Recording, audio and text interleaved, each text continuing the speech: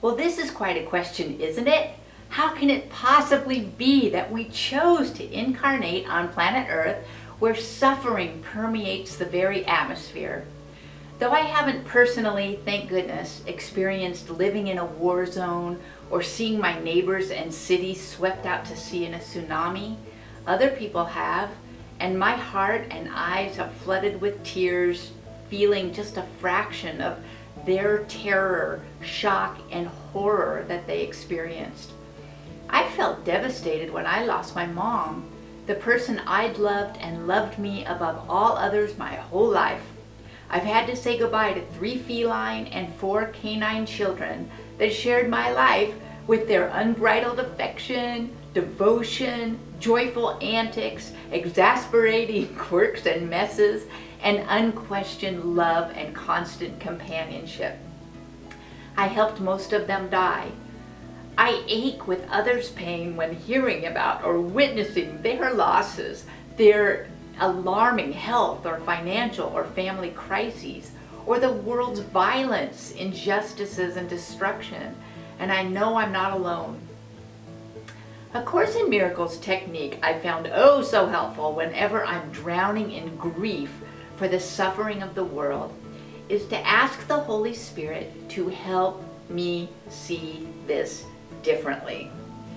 What I'm about to propose, if you've never heard this before, is that you ask for such help from your heavenly power posse to open your mind and heart to the possibility that suffering is why we came here. That's not entirely accurate. Your soul may not have planned to suffer. It probably didn't, but it did plan to feel emotion intensely, all kinds of emotion, to feel exuberant and anguish and affection and exhilaration and fascination and confusion, and to share those feelings with others, to feel the strength and depth of emotion that only a physical being can experience. We can learn so much from the thousands who have returned from near-death experiences, or those rare humans who have pre-birth memories. I was blessed to taste it too when I had my out-of-body experience, because I know that this body is not who I really am.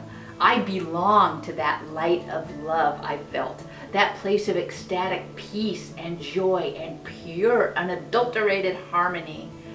There are no earthly words for it.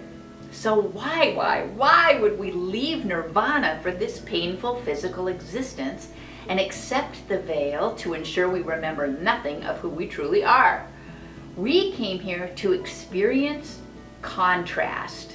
If the only thing we know is love, the most effective way to grow deeper into and expand that love and joy is to physically experience the opposite of love, to be deprived of love at times, to live with fear.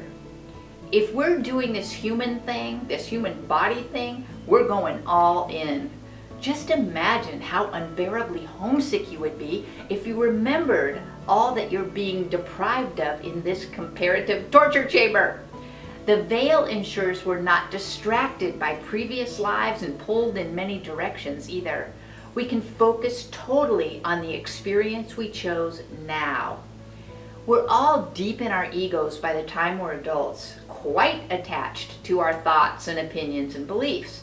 In fact, we believe they are who we are.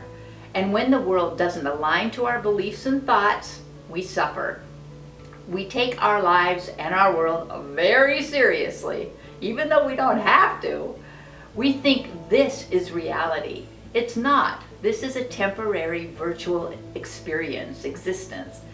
Therefore, illusion. Just like a dream we wake up from, we will wake up from this experience when we return to our true home. So what's the point? We can learn here like we can learn nowhere else. We can take that fear and transform it into that divine love. The deeper the suffering, the bigger the opportunity for soul growth. We can become aware of our fear and feel it and let it pass through. That's how we begin to integrate that experience of fear and transform it to love. You think I cry a lot now. It's a fraction of how bottled up, then explosive, then bottled up it used to be. It's integrating. I can mostly feel the love I was showered with from my mom and my furry family rather than focus exclusively on the grief now. The more we integrate and transform the mega forms of fear we feel every day to the compassion, acceptance, gratitude, and joy of love, the more the veil thins, the more we remember our true self.